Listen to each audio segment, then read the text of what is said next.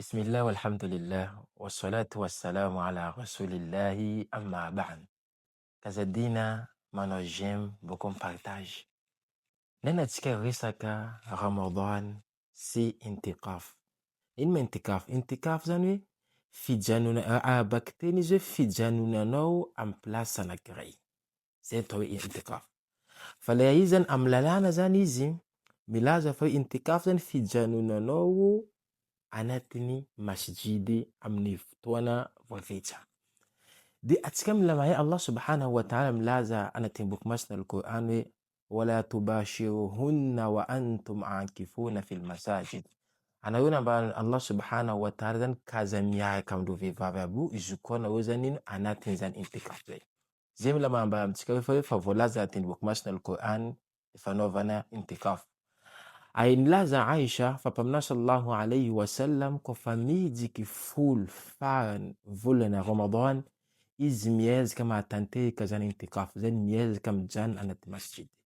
Iny zavatra zay ataony zany izy miezaka makahiny kokoa Allah subhanahu wa ta'ala, miataka zany dunia zay mba ankahikitany kokoa Allah subhanahu wa ta'ala amin'ny alalan'ny karazana ibada maro samihafa. Ay anisan'izay koa mba afahany miprofite amin'ny Laylatul Qadr. Afahany miprofite amin'ny alina mba hoe tafidika manankaiky Allah subhanahu wa ta'ala.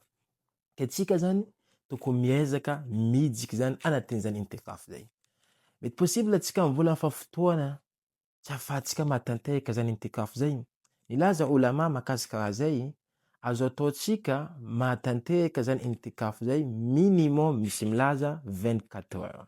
Anao zany mety hoe miteny zaho libre nianty, zaho nombro ijiky nianty, zany karikitsy Allah subhanahu wa ta'ala amin'ny alalan'ny famakiana Quran, amin'ny alalan'ny fanaovana dhikra, ibada maro samihafa, jisaka aviana marapitso iny zany anao mety mavita 24 heures.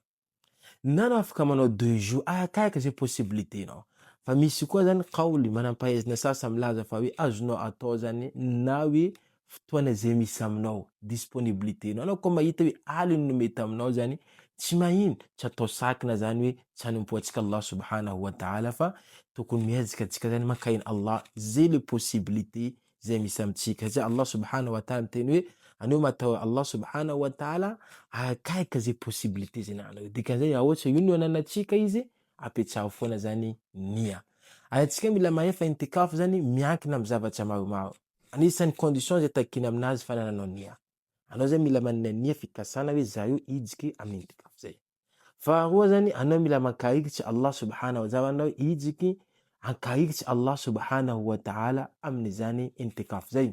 Anisan'ny zavatra hoe tokony alana koa zany manimba na hoe manapaka zany intikaf zay, surtout hoe olo anankiray izy nanana ijiky amin'ny intikaf, boko izy niboaka anatin'ny masjid, tsisy hoe zavatra nanery izy, tsisy hoe zavatra hoe mety nitarika hoe tonga de za iboaka fa zany lihody na zany de karaha lasa nino tapaka zany intikaf zay. Tsy maintsy mila manao nia vaovao koa izy mijiky zany amin'ny intikaf zay.